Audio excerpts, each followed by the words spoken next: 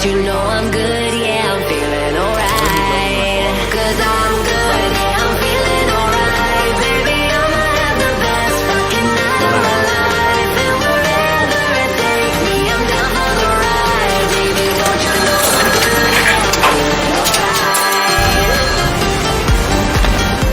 Bienvenue en AFIB. Salut tout le monde. Aujourd'hui, on va vous présenter les soukouk, qui sont des instruments financiers assez renommés dans les pays islamiques. Tout d'abord, on doit savoir c'est quoi exactement la finance islamique. La finance islamique, c'est toute activité financière qui applique les principes éthiques corrélés aux normes de la sharia. Une condition primordiale est que toutes les formes d'intérêt soient interdites. Les soukouk ou obligations islamiques sont structurées de manière à générer des rendements pour les investisseurs sans enfreindre la loi islamique qui interdit le riba ou les intérêts. La différence majeure entre les soukouk et les bonds traditionnels, c'est que les soukouk, contrairement aux obligations, qui sont purement des titres de créance, impliquent des parts de propriété d'actifs. Il existe beaucoup de titres financiers dérivés des soukouk, comme la ijara ou la murabaha. Ici, on observe la structure du marché des soukouk.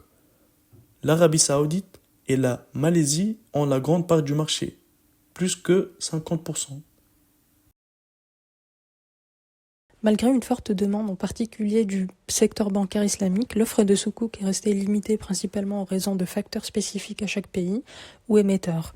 Une évolution notable est l'acceptation croissante des soukouk à plus long terme, jusqu'à 10 ans, bien que l'intérêt pour les très longues échéances reste faible chez les investisseurs islamiques. Le marché a également gagné en sophistication avec une diversification des produits offerts, répondant ainsi aux besoins spécifiques des émetteurs. Par ailleurs, une augmentation des transactions en monnaie locale, en particulier en rial saoudien, a été observée, favorisée par de meilleures conditions de prix et des processus d'émission simplifiés. Enfin, le marché a vu l'émergence de nouveaux émetteurs, y compris des pays non membres de l'Organisation de la coopération islamique, cherchant à devenir des hubs de finances islamiques. Cependant, certaines émissions de soukouk par des entités non islamiques ont soulevé des controverses questionnant leur conformité avec les principes financiers islamiques.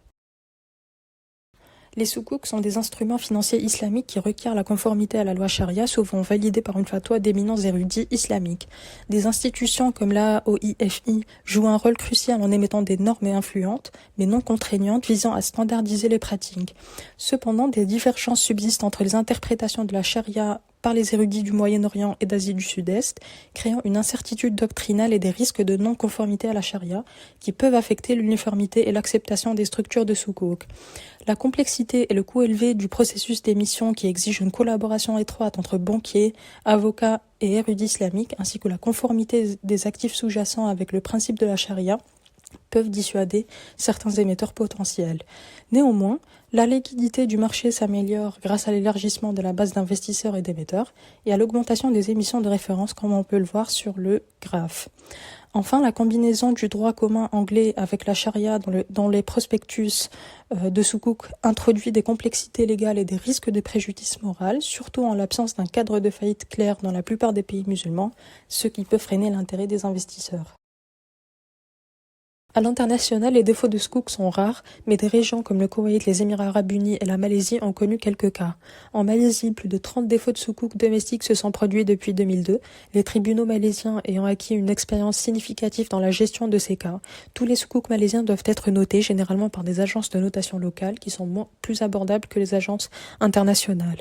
Il est important de noter que les défauts étaient généralement dus à la solvabilité de l'émetteur et non à la structure de soukouk elle-même. Un problème courant était le décalage entre le financement à court terme, donc soukouk avec une échéance de pas plus de 5 ans, et la nature à plus long terme des projets financés. Un cas éminent est celui de The Investment Dar TID au Koweït, établi en 1994 et impliqué dans divers secteurs.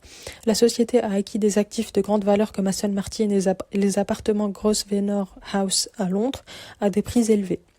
Cependant, la crise financière mondiale de 2008 a conduit à des problèmes de flux de trésorerie, aboutissant à un défaut de paiement sur un soukouk senior non garanti de 100 millions de dollars, qui a été classé de BB à D.